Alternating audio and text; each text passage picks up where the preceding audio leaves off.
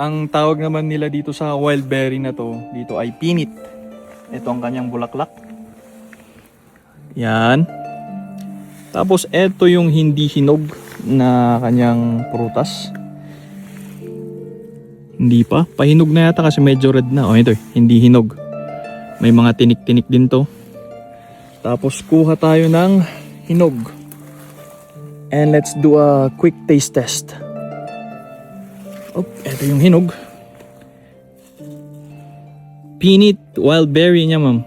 One, sir. Wild berry. Sabi ni Ma'am Risa, yung aming guide, no adu ka no timalada, kapag marami silang nakukuha na ganito, ginagawa din nilang jam.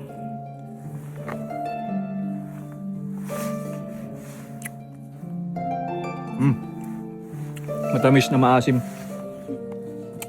Kasama lang strawberry ngayon, nalumang strawberry.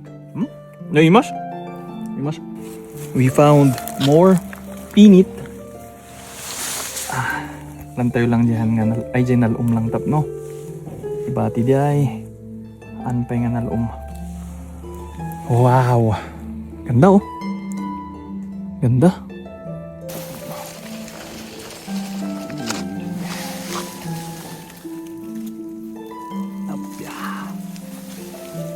Ay, dito'y bright nga talaga. Diya silog nga matinagan. Wow. Hindi ko na kailangang hilain ng matindi. It's hollow inside.